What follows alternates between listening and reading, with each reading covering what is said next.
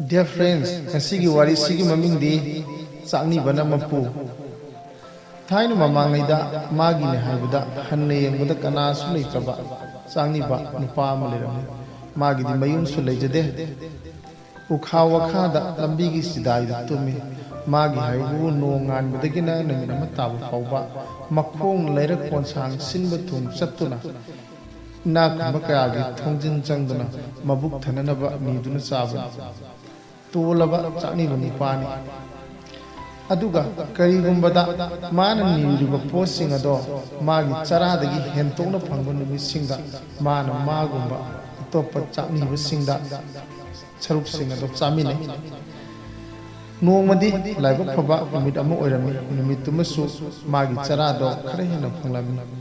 Numitumadi mana ai ngasidi yamna ware hayeng chatlaroige aduna hayeng charadi thamjilage haiduna mayom yom sinduna thamnami.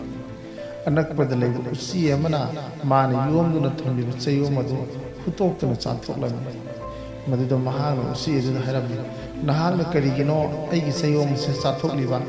usi aduna hare masi nangi laibani aduga aigi su laibani aigidi anakpada aina pamjaba chayom se thinabagi chaba aduga nahana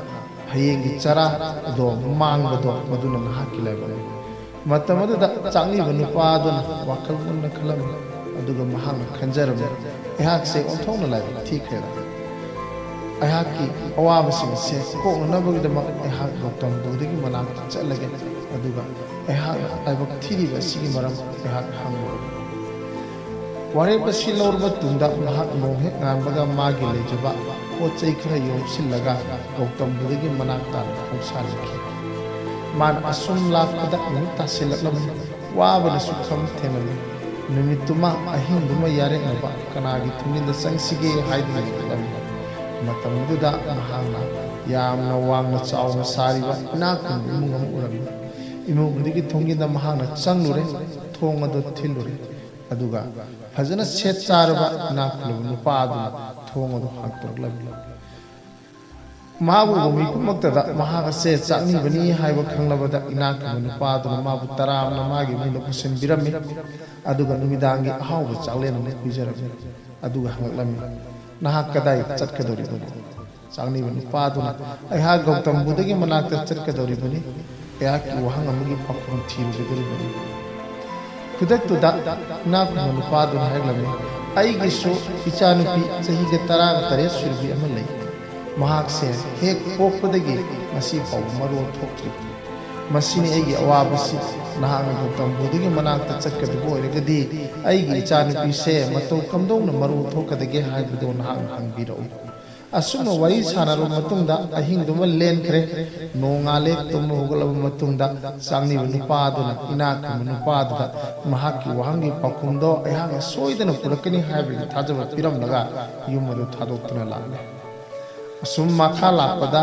mahagna hojikti awang basing ama landaba yaramde awang basing ado mahak sangna chatpana landuna chatpanga magi pangal leramde matam dumuktada mahagna mitrang hebu pam thinaram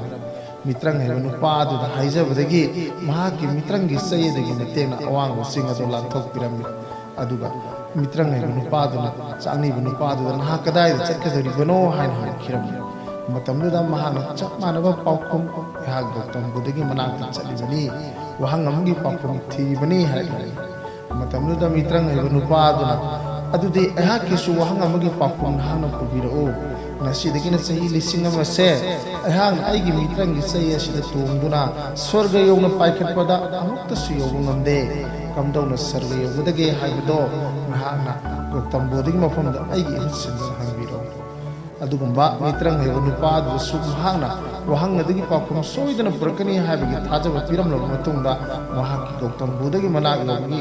lambi ado khongsalakam khongsa ado makha chatharlami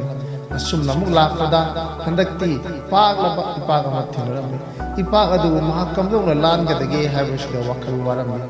tanjadu maktada chawkhaba thengdu magi manakta lakni thengdu da mahama haijare aduga thengdu dugi mananganda tondu ipaga du lanthare ipaga du lan loro matungda thengdu du na changni du padu da na kadai yogadori bano haidu nangami ꯃꯇꯝꯗꯨꯗꯁꯨ ꯆꯞ ꯃꯥꯟꯅꯕ ꯄꯥꯎꯈꯨꯝ ꯄꯤꯔꯝꯃꯤ ꯃꯇꯝꯗꯨꯗ ꯊꯦꯡꯒꯨꯗꯨꯅ ꯅꯍꯥꯛꯅ ꯒꯧꯇꯝ ꯕꯨꯙꯒꯤ ꯃꯅꯥꯛꯇ ꯅꯍꯥꯛꯀꯤ ꯋꯥꯍꯪꯒꯤ ꯄꯥꯎꯈꯨꯝ ꯊꯤꯕ ꯆꯠꯄ ꯑꯣꯏꯔꯒꯗꯤ ꯑꯩꯒꯤꯁꯨ ꯋꯥꯍꯪ ꯑꯃꯠꯇꯒꯤ ꯄꯥꯎꯈꯨꯝ ꯄꯨꯕꯤꯔꯛꯎ ꯉꯁꯤꯗꯒꯤꯅ ꯆꯍꯤ 100ꯔꯣꯝꯒꯤ ꯃꯃꯥꯡꯗꯒꯤ ꯍꯧꯅ ꯑꯩꯍꯥꯛꯁꯦ ꯗ꯭ꯔꯦꯒꯣꯟ ꯑꯣꯟꯅꯅꯕ ꯀꯟꯅ ꯍꯣꯠꯅꯕꯅꯤ ꯑꯗꯨꯕꯨ ꯑꯩꯍꯥꯛ ꯍꯣꯠꯅꯕ ꯑꯗꯣ ꯃꯥꯏ ꯄꯥꯛꯄ ꯉꯝꯗꯦ ꯉꯁꯤ ꯐꯥꯎꯕ ꯑꯣꯏꯊꯣꯛꯇ꯭ꯔꯤ ꯀꯝꯗꯧꯅ ꯑꯩꯍꯥꯛ ꯗ꯭ꯔꯦꯒꯣꯟ ꯑꯃ ꯑꯣꯏꯕ ꯉꯝꯒꯗꯒꯦ ꯍꯥꯏꯕꯗꯣ ꯅꯍꯥꯛꯅ ꯒꯧꯇꯝ ꯕꯨꯙꯗ ꯍꯪꯕꯤꯔꯛꯎ ꯑꯁꯨꯝꯅ ꯇꯣꯉꯥꯟ ꯇꯣꯉꯥꯟꯕ ꯋꯥꯍꯪ 3 ꯄꯨꯗꯨꯅ ꯂꯥꯛꯈꯤ ꯆꯥꯛꯅꯤꯕ ꯅꯨꯄꯥ ꯑꯗꯨꯅꯁꯨ ꯗ꯭ꯔꯦꯒꯣꯟ ꯊꯦꯡꯒꯨ ꯑꯗꯨꯗ ꯅꯍꯥꯛꯀꯤ ꯋꯥꯍꯪꯒꯤ ꯄꯥꯎꯈꯨꯝ ꯑꯗꯣ ꯁꯣꯏꯗꯅ ꯄꯨꯔꯛꯀꯅꯤ ꯍꯥꯏꯕꯒꯤ ꯊꯥꯖꯕ ꯄꯤꯔꯝꯈꯤ ꯂꯣꯏꯅꯅ ꯃꯍꯥꯛꯀꯤ ꯒꯧꯇꯝ ꯕꯨꯙꯒꯤ ꯃꯅꯥꯛ ꯅꯥꯍꯛꯀꯤ ꯈꯣꯡꯆꯠ ꯑꯗꯣ ꯑꯃꯨꯛ ꯆꯠꯄ ꯍꯧꯔꯛꯈꯤ ꯑꯁꯨꯝ ꯂꯥꯛꯄꯅ ꯒꯧꯇꯝ ꯕꯨꯙꯒꯤ ꯃꯅꯥꯛ ꯌꯧꯔꯛꯄꯗ ꯃꯍꯥꯛ ꯅꯨꯃꯤꯠ ꯇꯥꯁꯤꯜꯂꯛꯂꯝꯃꯤ ꯃꯍꯥꯛꯅ ꯒꯧꯇꯝ ꯕꯨꯙꯒꯤ ꯃꯈꯣꯡꯗ ꯇꯨꯗꯨꯅ ꯈꯣꯏꯔꯝꯃꯤ ꯃꯇꯝ ꯑꯗꯨꯗ ꯒꯧꯇꯝ ꯕꯨꯙꯅ ꯅꯍꯥꯛ ꯀꯔꯤ ꯇꯧꯔꯦ ꯅꯍꯥꯛꯅ ꯄꯥꯝꯂꯤꯕꯁꯤ ꯀꯔꯤꯅꯣ ꯍꯥꯏꯅ ꯍꯪꯈꯤ ꯃꯍꯥꯛꯅ ꯍꯥꯏꯔꯛꯈꯤ ꯑꯩꯍꯥꯛ ꯑꯩꯒꯤ ꯋꯥꯍꯪ ꯑꯃꯒꯤ ꯄꯥꯎꯈꯨꯝ ꯊꯤꯕ ꯂꯥꯛꯂꯤꯕꯅꯤ ꯁꯣꯏꯗꯅꯃꯛꯀꯤ ꯄꯤꯕꯤꯌꯨ ꯒꯧꯇꯝ ꯕꯨꯙꯅ ꯉꯁꯤꯒꯤꯗꯤ ꯅꯍꯥꯛ ꯋꯥꯅ ꯎꯔꯦ ꯄꯣꯊꯥꯔꯣ ꯑꯗꯨꯒ ꯇꯧꯕꯗꯕꯨ ꯍꯌꯦꯡ ꯍꯦꯛ ꯅꯣꯡꯉꯥꯟꯕꯒ ꯅꯍꯥꯛꯅ ꯑꯩꯉꯣꯟꯗ ꯋꯥꯍꯪ 3 ꯈꯛꯇꯃꯛ ꯍꯪꯒꯗꯕꯅꯤ ꯋꯥꯍꯪ 3ꯒꯤ ꯍꯦꯟꯕ ꯄꯥꯎꯈꯨꯝ ꯑꯩꯅ ꯅꯉꯣꯟꯗ ꯄꯤꯕ ꯉꯝꯂꯣꯏ ꯅꯪꯒꯤ ꯈꯨꯗꯣꯡꯆꯥꯗꯕ ꯅꯨꯡꯉꯥꯏꯇꯕ ꯋꯥꯍꯪ 3ꯈꯛꯀꯤ ꯄꯥꯎꯈꯨꯝ ꯄꯤꯌꯨ ꯉꯁꯤꯒꯤꯗꯤ ꯅꯍꯥꯛ ꯋꯥꯍꯪ ꯍꯪꯉꯨ ꯉꯁꯤꯒꯤꯗꯤ ꯅꯍꯥꯛ ꯄꯣꯊꯥꯔꯣ ꯍꯥꯏꯗꯨꯅ ꯍꯥꯏꯔꯛꯈꯤ ꯑꯁꯨꯝ ꯇꯧꯗꯨꯅ ꯆꯥꯛꯅꯤꯕ ꯅꯨꯄꯥ ꯑꯗꯣ ꯑꯍꯤꯡ ꯑꯃ ꯄꯣꯊꯥꯔꯝꯃꯤ ꯑꯍꯤꯡꯗꯨꯗ ꯃꯍꯥꯛꯅ ꯋꯥꯈꯜ ꯃꯊꯪ ꯈꯜꯂꯛꯈꯤ ꯃꯍꯥꯛꯅ ꯈꯜꯂꯝꯃꯤ ꯃꯍꯥꯛꯀꯤ ꯑꯋꯥꯕ ꯑꯁꯤꯗꯤ ꯃꯍꯥꯛꯅ ꯊꯦꯡꯅꯔꯛꯈꯤꯕ ꯑꯇꯣꯞꯄ ꯈꯨꯗꯣꯡꯆꯥꯗꯕ ꯃꯔꯣꯟ ꯊꯣꯛꯇꯕꯤ ꯅꯨꯄꯤ ꯃꯤꯇ꯭ꯔꯪ ꯍꯩꯕ ꯅꯨꯄꯥ ꯑꯗꯨꯒ ꯊꯦꯡꯒꯨ ꯑꯗꯨꯒꯤ ꯈꯨꯗꯣꯡꯆꯥꯗꯕꯁꯤꯡ ꯑꯗꯨꯅ ꯍꯦꯟꯅ ꯆꯥꯎꯋꯤ ꯍꯥꯏꯅ ꯈꯜꯂꯝꯃꯤ ꯃꯔꯝ ꯑꯗꯨꯅ ꯃꯍꯥꯛꯀꯤ ꯋꯥꯍꯪ ꯑꯗꯣ ꯃꯍꯥꯛ ꯍꯪꯖꯔꯔꯣꯏꯒꯦ ꯑꯗꯨꯒꯤ ꯃꯍꯨꯠꯇ ꯍꯦꯟꯅ ꯈꯨꯗꯣꯡꯆꯥꯗꯕ ꯍꯤꯔꯝ 3ꯗꯨꯒꯤ ꯃꯇꯥꯡꯒꯤ ꯄꯥꯎꯈꯨꯝ ꯑꯣꯏꯅ ꯅꯤꯖꯔꯒꯦ ꯍꯥꯏꯗꯨꯅ ꯈꯜꯂꯝꯃꯤ ꯑꯁꯨꯝ ꯇꯧꯗꯨꯅ ꯒꯧꯇꯝ ꯕꯨꯙꯅ ꯅꯣꯡꯉꯥꯟꯕꯗ ꯃꯍꯥꯛꯀꯤ ꯋꯥꯍꯪ 3ꯗꯨꯒꯤ ꯄꯥꯎꯈꯨꯝ ꯄꯤꯕꯤꯔꯝꯃꯤ ꯑꯗꯨꯒ ꯃꯍꯥꯛ ꯄꯥꯎꯈꯨꯝꯁꯤꯡ ꯑꯗꯣ ꯄꯨꯗꯨꯅ ꯃꯍꯥꯛꯀꯤ ꯆꯥꯛꯅꯤꯕꯒꯤ ꯂꯝ ꯑꯗꯨꯗ ꯑꯃꯨꯛ ꯍꯜꯂꯛꯈꯤ ꯑꯁꯨꯝ ꯍꯜꯂꯛꯄꯗ ꯃꯍꯥꯛꯅ ꯊꯦꯡꯒꯨ ꯑꯗꯨ ꯊꯦꯡꯅꯔꯦ ꯊꯦꯡꯒꯨ ꯑꯗꯨꯗ ꯃꯍꯥꯛꯅ ꯄꯥꯎꯈꯨꯝ ꯑꯗꯨ ꯄꯤꯔꯦ ꯀꯔꯤꯒꯨꯝꯕꯗ ꯅꯍꯥꯛꯅ ꯅꯍꯥꯛꯀꯤ ꯃꯀꯨ ꯑꯁꯦ ꯊꯥꯗꯣꯛꯄ ꯃꯤꯀꯨꯞ ꯑꯗꯨꯗ ꯅꯍꯥꯛ ꯁꯣꯏꯗꯅꯃꯛꯀꯤ ꯗ꯭ꯔꯦꯒꯣꯟ ꯑꯣꯟꯕ ꯉꯝꯒꯅꯤ ꯄꯥꯎꯈꯨꯝ ꯑꯁꯤ ꯇꯥꯔꯕꯗ ꯊꯦꯡꯒꯨꯗꯨ ꯍꯔꯥꯎꯕꯅ ꯉꯝꯈꯩ ꯂꯩꯔꯝꯗꯦ ꯃꯍꯥꯛꯅ ꯅꯨꯄꯥ ꯑꯗꯨꯕꯨ ꯏꯁꯤꯡ ꯑꯗꯨꯒꯤ ꯋꯥꯡꯃꯗ ꯂꯥꯟꯊꯣꯛꯄꯤꯔꯦ ꯑꯗꯨꯒꯤ ꯃꯇꯨꯡꯗ ꯃꯍꯥꯛꯀꯤ ꯃꯀꯨꯗ ꯂꯧꯊꯣꯔꯛꯈꯤ ꯃꯀꯨꯗ ꯍꯦꯛ ꯂꯧꯊꯣꯛꯄ ꯃꯤꯀꯨꯞꯇ ꯃꯍꯥꯛ ꯗ꯭ꯔꯦꯒꯣꯟ ꯑꯣꯟꯗꯨꯅ ꯄꯥꯏꯕ ꯉꯝꯂꯝꯃꯤ ꯇꯧꯕꯗꯕꯨ ꯃꯍꯥꯛꯀꯤ ꯃꯀꯨ ꯑꯗꯣ ꯍꯥꯡꯇꯣꯔꯛꯄ ꯃꯇꯝꯗ ꯃꯃꯜ ꯌꯥꯝꯂꯕ ꯃꯅꯤ ꯃꯨꯛꯇꯥꯁꯤꯡ ꯊꯟꯅ ꯌꯥꯎꯔꯝꯃꯤ ꯃꯅꯤ ꯃꯨꯛꯇꯥꯁꯤꯡ ꯑꯗꯣ ꯆꯥꯛꯅꯤꯕ ꯅꯨꯄꯥ ꯑꯗꯨꯗ ꯅꯍꯥꯛ ꯂꯧꯖꯔꯣ ꯍꯥꯏꯗꯨꯅ ꯗ꯭ꯔꯦꯒꯣꯟ ꯑꯣꯟꯈ꯭ꯔꯕ ꯊꯦꯡꯒꯨ ꯑꯗꯨꯅ ꯄꯤꯔꯝꯃꯤ ꯑꯁꯨꯝ ꯇꯧꯗꯨꯅ ꯆꯥꯛꯅꯤꯕ ꯅꯨꯄꯥ ꯑꯗꯨꯅ ꯊꯦꯡꯒꯨ ꯃꯀꯨ ꯑꯗꯨꯗ ꯌꯥꯎꯕ ꯃꯅꯤ ꯃꯨꯛꯇꯥꯁꯤꯡ ꯑꯗꯣ ꯄꯨꯗꯨꯅ ꯍꯜꯂꯛꯈꯤꯔꯝꯃꯤ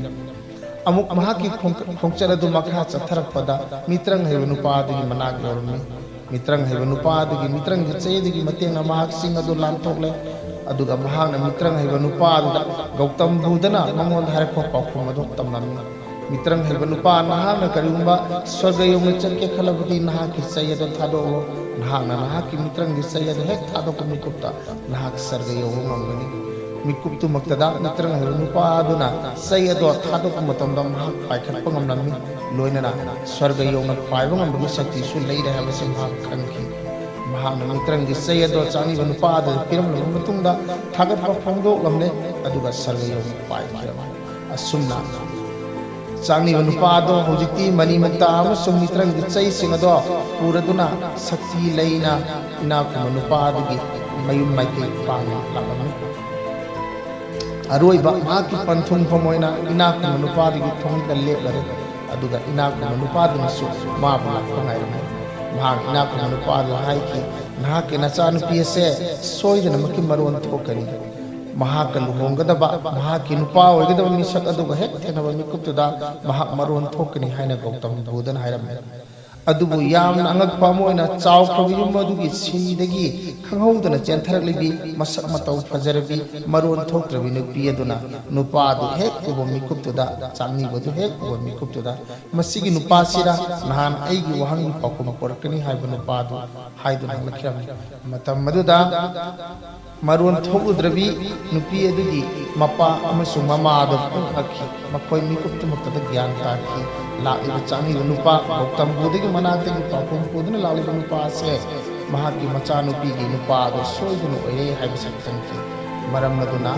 ꯃꯆꯥ ꯅꯤꯉꯣꯜ ꯄꯣꯛꯆꯕꯤ ꯃꯃꯥ ꯃꯄꯥ ꯑꯗꯨꯅ ꯆꯥꯛꯅꯤꯕ ꯅꯨꯄꯥ ꯑꯗꯨꯗ ꯃꯆꯥꯅꯨꯄꯤꯕꯨ ꯊꯥꯖꯔꯝꯃꯤ असुम तौदुना मसागी मरन मथुम करीमतन लैतन लाक्पा चांगनिबा नुपादो होजिक्ति मनी मतागी मपु मित्रंगी चैगी मपु लोइनना मयुम लैतो मान कोनुंगुमना निंगथिरबा मयुम अमा फंगले अदुगा मसक मतौ फजरबी नुपी अमसु महाकी लोइनबी ओइना फंगजरे असुम तौदुना महांगना तोलबा कयागी मतेंग पांगलकपा मसागी ओइजबा थादोक्तना मीगी मतेंग तौबदगी मदुगी अफबा मही ओइना मागी पुंसीदु पुंसीगी अरोइबा तांकतुदा नुंगाइबा पुंसी मोइना लेनखि सिनी नुंसिरबा मरुपसा अखोइना मीगी मतेंग तौबदा अइगिसु करिगुंबा अफबा खरा ईश्वरना सोइदना पिरे हाइबसे अखोइ खुदिमंगना वारी से तारगा खुमिनसी मथंगदा अनौबा वारी अममुक पुदुना लाके मतमदु फावबा अखोइ ngaimiनसी